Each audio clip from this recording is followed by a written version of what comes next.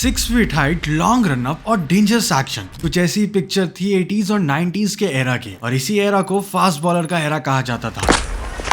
Oh, and that's the first wicket. जहाँ world cricket पर बस ये बॉलर्स रूल किया करते थे। पहले वेस्ट इंडीज ने ऐसे फास्ट बॉलर्स प्रोड्यूस किए जिन्होंने सालों तक इस स्पोर्ट को बॉलर्स का गेम बनाए रखा, और वेस्ट इंडीज के बाद नंबर था ऑस्ट्रेलिया का, एक ऐसा देश जहाँ के प्लेयर्स को वर्ल्ड क्रिकेट के गैंगस्टर्स का टैग दिया जाता है। I don't know what was said there between Matthew Hayden and Glenn McGrath. इसका सबसे बड़ा रीजन है इन प्लेयर्स का माइंडसेट और इनका खेलने का तरीका। ऑस्ट्रेलिया की पेस फैक्ट्री यानी कि ऑस्ट्रेलिया के फास्ट बॉलर्स, इन्होंने अपनी पूरी क्रिकेटिंग जर्नी इसी सेम प्लेइंग स्टाइल और अग्रेशन के साथ स्पेंड करी है, फिर चाहे वो क्रिकेट ग्राउंड हो या फिर ग्राउंड के बाहर की लाइफ। ये फास्ट बॉलर कभी भी किसी के आगे झुके नहीं। आज हम इस वीडियो में ऑस्ट्रेलियन पेस फैक्ट्री यानी ऑस्ट्रेलिया के ऐसे डेडलीस्ट फास्ट बॉलर्स के बारे में बताएंगे जिन्होंने इस टीम को क्रिकेट की मोस्ट सक्सेसफुल टीम बनाने में कोई कसर नहीं छोड़ी। आज के इस वीडियो में हम बात करने वाले हैं ऑस्ट्रेलिया के 3 ऐसे बॉलर्स की जिन्होंने एक पूरा एरा ही डोमिनेट किया हुआ था साथ मिलकर।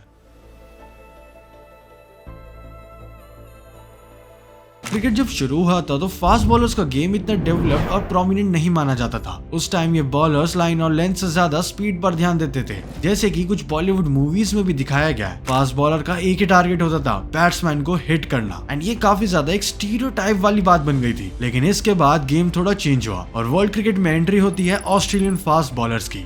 इस एरा में सबसे पहले नाम आता है ऑस्ट्रेलियन फास्ट बॉलर रे लिंडवॉल का। रे ने फास्ट बॉलिंग के कंसेप्ट को थोड़ा और ज्यादा स्पीड और अग्रेशन के साथ इंट्रोड्यूस किया, जहां स्पीड के साथ लाइन और लेंथ भी देखने को मिली। दुनिया के हर बैट्समैन के लिए यह कंसेप्ट यूनिक और डिफिकल्ट साबित हुआ, जो कि बाद में बाकी बॉलर्स के लिए भी एक टेम्पलेट बन गया था। इसके बाद इसी कंसेप्ट को और इजी कर दिया ग्लेन मैकग्राथ और ब्रेट ली जैसे डेंजरस फास्ट बॉलर्स ने। इन दोनों के टीम में आने से ऑस्ट्रेलिया का फास्ट बॉलिंग का लेवल और भी इवॉल्व हो गया था।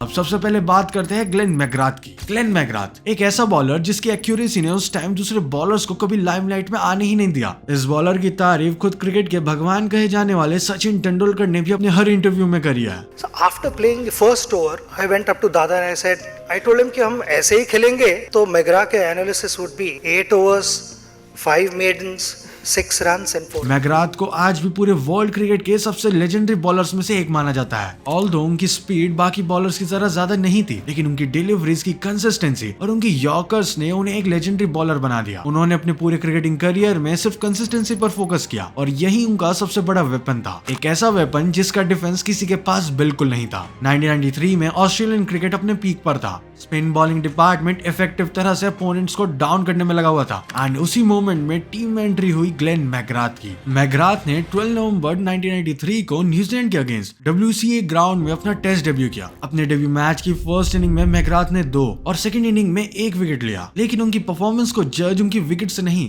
बल्कि उनके यूनिक स्टाइल से किया गया, एंड यही चीज उन्हें खास बनाती है। उनका बॉलिंग स्टाइल बाकी बॉलर से काफी अलग था। उनके रनअप में इतनी स्मूथनेस और कंट्रोल को देखकर सभी लोग शॉक थे। उनका जो डिलीवरी स्टाइल था वो बिल्कुल परफेक्ट था। इसके अलावा मैकग्राथ के पास एक नेचुरल पावर थी, वो ये थी कि वो पूरे मैच में एक ही लाइन पर लगातार बॉल डाल सकते थे। ये कंसिस्टेंसी इतनी इंप्रेसिव थी कि मैकग्राथ ने फास्ट बॉलिंग को एक साइंटिफिक अप्रोच दे दिया था। 1993 से 1999 क्रिकेट वर्ल्ड कप जीतने तक मैकग्राथ ने शेन वॉर्न जैसे लेजेंडरी स्पिनर के साथ मिलकर ऑस्ट्रेलिया को मल्टीपल सीरीज जिताने में हेल्प की। 1994 ईयर में वेस्ट इंडीज के अगेंस्ट मैकग्राथ की बॉलिंग काफी इफेक्टिव साबित हुई। उन्होंने पूरी सीरीज में वेस्ट इंडीज के बैट्समैन को काफी परेशान किया। इसके बाद 1997 का ईयर ग्लेन मैकग्राथ के करियर का एक टर्निंग पॉइंट साबित हुआ। इंग्लैंड के अगेंस्ट एशेज सीरीज में मैकग्राथ ने अपनी बॉलिंग से इंग्लिश टीम को भी इंप्रेस किया, और इस सीरीज के बाद उनका नाम पूरे वर्ल्ड में पॉपुलर हो गया। उन्होंने एशेज में टोटल 8 विकेट्स लिए और ऑस्ट्रेलिया को चैंपियन बनाने में हेल्प की। एशेज के बाद मैकग्राथ ने न्यूजीलैंड और फिर साउथ अफ्रीका जैसी टीम के अगेंस्ट कंसिस्टेंट परफॉर्मेंस दी। 1999 के वर्ल्ड कप में ग्लेन मैकग्राथ ऑस्ट्रेलिया के लिए एक एक्स फैक्टर साबित हुए। 18 विकेट टेकिंग फास्ट बॉलर के टैग के साथ ग्लेन मैकग्राथ उस वर्ल्ड कप में 3rd most highest wicket taker थे।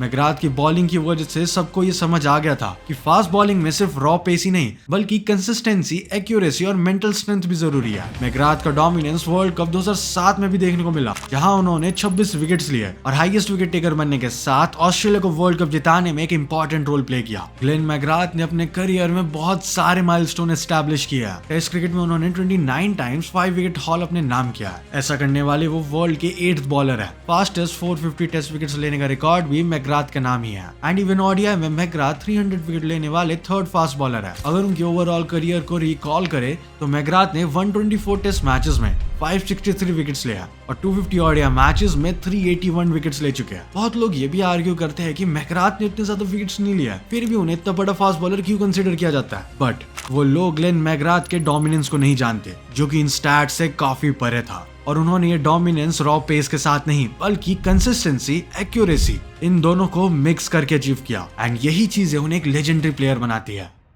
एक तरफ जहां ग्लेन मैकग्राथ अपनी एक्यूरेसी से पॉपुलर हो रहे थे, वहीं उनके साथ 90s के एंड में एक ऐसा फास्ट बॉलर भी ऑस्ट्रेलियन टीम में एंट्री ले चुका था, जिसने अपनी एक्सप्लोसिव पेस और फील्डलेस एटीट्यूड से क्रिकेटिंग वर्ल्ड में अपना नाम बना लिया था। ये प्लेयर कोई और नहीं बल्कि Australian legendary fast bowler Brett Lee थे। मैकग्राथ ने जहां अपनी एक्यूरेट लाइन और लेंथ से बैट्समैन को बीट किया, तो वहीं साल 1999 में ब्रेट ली वर्ल्ड क्रिकेट में दूसरी टीम्स के लिए एक सरप्राइज पैकेट की तरह थे, क्योंकि उनके पास लाइन और लेंथ के साथ पेस और अग्रेशन का भी मिक्सचर था, और ये अग्रेशन उनकी आईज में ही दिख जाता था। शोएब अख्तर के बाद उस एरा में ब्रेट ली को वर्ल्ड का सेकंड मोस्ट फास्ट बॉलर कहा जाने लगा। And you know what, Sachin Tendulkar he one and only ऐसे प्लेयर थे जिन्होंने ली को उनके करियर में सबसे ज्यादा परेशान किया है, क्योंकि सचिन टाइम से पहले ही ब्रेट ली की पेस का फायदा उठाना सीख चुके थे। उनके अलावा कोई भी प्लेयर ऐसा नहीं कर पाया, और यही रीजन था ब्रेट ली ने कंटिन्यूअसली इतना डोमिनेट किया था दूसरे प्लेयर्स के ऊपर। ब्रेट ली ने अपना टेस्ट डेब्यू इंडिया के अगेंस्ट मेलबर्न क्रिकेट ग्राउंड में 26 दिसंबर 1999 में किया था। उस टाइम पर हर किसी की नजर ब्रेट ली पर थी, क्योंकि वो इससे पहले फर्स्ट क्लास क्रिकेट के मैच में 14 विकेट लेकर टीम इंडिया को फेस करने वाले थे। एंड गेस व्हाट, ये डेब्यू मैच ब्रेट ली के लिए ड्रीम डेब्यू प्रूव हुआ, क्योंकि उन्होंने अपने डेब्यू की फर्स्ट इनिंग में ही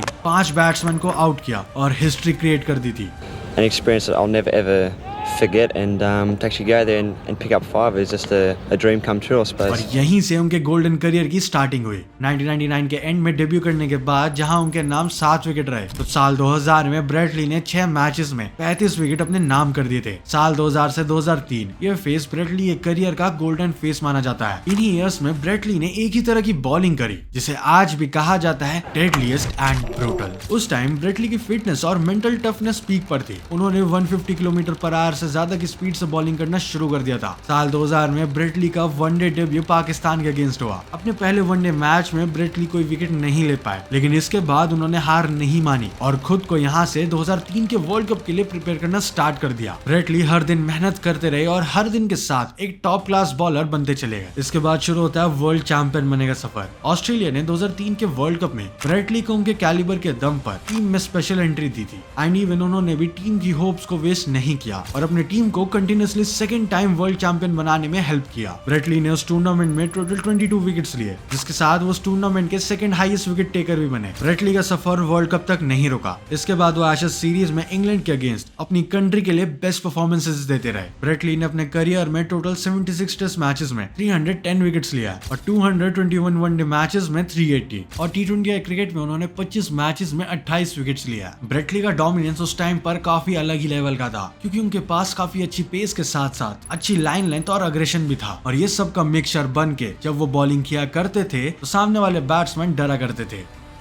2000s के स्टार्टिंग ये एरा में मैकग्राथ और ब्रेट ली के साथ साथ ऑस्ट्रेलियन फास्ट बॉलिंग की रिस्पॉन्सिबिलिटी नेथन ब्रैकन के कंधों पर भी थी। ऑल्दो मैकग्राथ और ली की पॉपुलैरिटी ने नेथन ब्रैकन को ज्यादा लाइमलाइट में नहीं रखा, लेकिन इस बॉलर ने अपनी एक अलग ही इमेज बनाई हुई थी और ऑस्ट्रेलिया को वर्ल्ड चैंपियन बनाने में अपना पूरा सपोर्ट दिया था। एंड यस, नेथन ब्रैकन को एक अंडररेटेड बॉलर की कैटेगरी में रखा जाता है, लेकिन उनकी परफॉर्मेंसेस कभी भी अननोटिस नहीं रही। डोमेस्टिक क्रिकेट में अच्छी परफॉर्मेंसेस देने के बाद ब्रैकन को साल 2001 में ऑस्ट्रेलिया ए टीम में चांस मिलता है, जहां उन्होंने अपने पेस और स्विंग से सेलेक्टर्स को दिखाया कि वो इंटरनेशनल क्रिकेट में अपने आप को स्टैब्लिश कर सकते हैं। इसके बाद साल 2001 में मेलबर्न में नेथन ब्रैकन को फर्स्ट टाइम वेस्ट इंडीज के अगेंस्ट ओडीआई मैच में खेलने का मौका मिलता है। हालांकि इस मैच में वो एक ही विकेट ले पाते हैं, लेकिन इस मैच के बाद रिकी पॉन्टिंग ब्रैकन की बॉलिंग देखकर काफी इंप्रेस हुए थे। ऑस्ट्रेलिया के फास्ट बॉलर्स की बात करते हैं तो हम सब ब्रेट ली और ग्लेन मैकग्राथ जैसे बॉलर्स को याद करते हैं, लेकिन left arm fast bowler Nathan Bracon ने अपनी फास्ट और स्विंग बॉलिंग से अपनी एक अलग ही पहचान बनाई थी, और यही उनका एक यूनिक पॉइंट था। वो कभी भी ओवर द टॉप अग्रेसिव नहीं थे, लेकिन उनकी लाइन और लेंथ बहुत टाइट होती थी, जो कि बैट्समैन को काफी ज्यादा प्रेशर में डालती थी। 2003 में नेथन ब्रैकन ने टेस्ट डेब्यू भी किया, लेकिन इस फॉर्मेट से ज्यादा उन्हें ओडीआई क्रिकेट में सक्सेस मिली। 2007 के वर्ल्ड कप में ब्रैकन ने अपनी परफॉर्मेंस से सबको इंप्रेस किया। उन्होंने श्रीलंका के अगेंस्ट अपनी लाइन और लेंथ को परफेक्टली कंट्रोल किया और ऑस्ट्रेलिया की टीम को फाइनल तक पहुंचाया। इस टूर्नामेंट में नेथन ब्रैकन ने 16 विकेट्स लिए और अपनी टीम को वर्ल्ड चैंपियन बनाने में बैकबोन का काम किया। नेथन ब्रैकन ने टोटल 169 16 ओडीआई मैचेस में 174 विकेट्स लिया, जिसके दम पर ब्रैकेन पूरे वर्ल्ड में फेमस हुए। हम सब लोग ग्लेन मैकग्राथ और ब्रेट ली की काफी तारीफें करते हैं, लेकिन कहीं ना कहीं हम नेथन ब्रैकेन को भूल ही जाते हैं, जिनके कंट्रीब्यूशन की वजह से ऑस्ट्रेलिया काफी अच्छी टीम बन पाई थी एंड उनका ये कंट्रीब्यूशन काफी ज्यादा अंडररेटेड रह जाता है। Also Glenn McGrath, Brett Lee, Nathan Bracken जैसे फास्ट बॉलर्स की लेगेसी का इम्पैक्ट मॉडर्न ऑस्ट्रेलियन बॉलर्स पर भी काफी पड़ा। Pat Cummins, Josh Hazlewood, Mitchell Starc जैसे ऑस्ट्रेलियन बॉलर्स पूरी तरीके से डोमिनेट कर रहे हैं वर्ल्ड में। अब अगर हम मिचेल स्टार्क की बात करें तो उनकी स्विंग और पेस का कॉम्बिनेशन देखना काफी एक्साइटिंग होता है। स्टार्क की यॉर्कर्स और डिलीवरीज जो ग्राउंड पर निकलती है वो बैट्समैन को कंफ्यूज करने के लिए काफी इफेक्टिव होती है।